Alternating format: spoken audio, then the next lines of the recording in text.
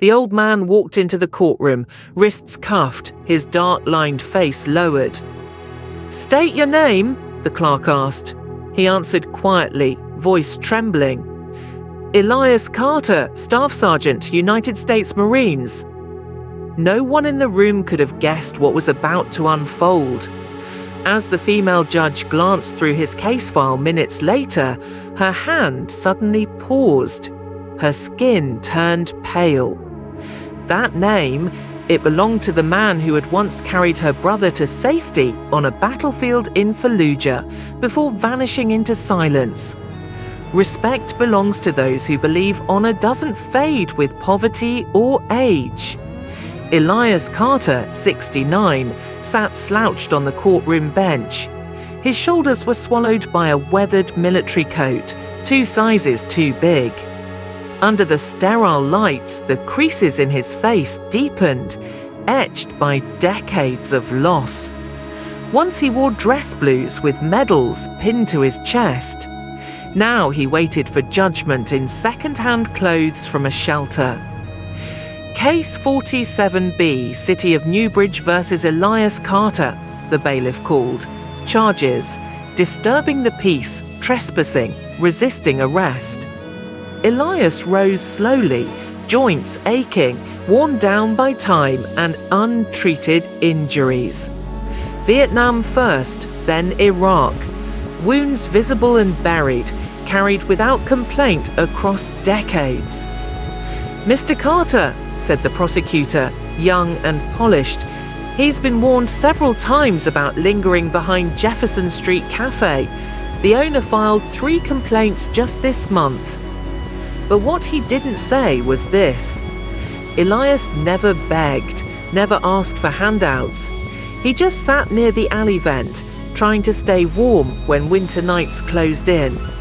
The officer's testimony followed. He had found Elias behind the cafe at 11:45 p.m. and claimed Elias refused to leave. In truth, Elias had only asked for 5 more minutes to finish half a sandwich a kind cook had slipped him. But back then, his words hadn't mattered. They still didn't now. "Your Honor, this is his 3rd citation this year," the prosecutor pressed. "We recommend 30 days of community service and a no trespass order for downtown." Such an order would have barred Elias from the 4th Street shelter, the only warm place left, shutting him out from church meals, leaving him in the coldest stretch of the year. "Mr. Carter," Judge Olivia Parker finally addressed him, "do you have legal representation today?" He shook his head. His public defender had been pulled into another courtroom. "Would you like to speak on your own behalf?" Elias cleared his throat, his voice low and rough. "No excuses, Ma'am. Just needed to stay warm." "Why that location?" the judge pressed. He hesitated. "Jimmy the cook leaves food sometimes. Known him since he was a boy. His father served with me. Desert Storm." "And your service?" she asked again, breaking standard procedure. "United States Marine Corps," Elias said, straightening slightly. 1975 to 95, Staff Sergeant, 2nd Battalion, 8th Marines, Iraq. The words landed with weight, decades of buried pride finding breath again. The judge made a quick mark on the file, then kept reading. Something in his military history gave her pause. Before she could speak, the courtroom doors opened. A sharply dressed man in a tailored navy suit strode in, briefcase in hand. "Your Honor, Alexander Ross, I've just been retained to represent Mr. Carter. I apologize for the abruptness." Elias turned, confused. He hadn't called a lawyer. He couldn't afford one. Judge Parker frowned. "This is highly unusual." Ross remained calm. "It was a last-minute development. I request a brief recess to speak with my client." The court recessed. When Elias whispered, "I don't have the money for this," Ross replied softly, You won't need it. My firm, Williams, Ross and Parker, is taking this pro bono." Elias noticed the name. Parker, like the judge. Exactly like the judge, Ross confirmed. Inside chambers, Judge Parker trembled as she opened an old photograph. Herself beside her brother, Lieutenant Jack Parker in uniform. She remembered his final letter from Iraq, where he described a staff sergeant who saved his life during an ambush in Fallujah. That Marine was Elias Carter. For years, she had searched for him. And now, fate had brought him into her courtroom. Back in session, she questioned Elias about Fallujah, April 17, 2004. He confirmed. "Yes, ma'am. Escort mission. We got ambushed. I dragged a lieutenant to safety." His voice cracked. "For years, I wondered if saving him only delayed the inevitable." At that moment, a silver-haired Marine stood in the gallery. "That's him. Staff Sergeant Carter. He saved 6 of us that day." The courtroom buzzed with gasps.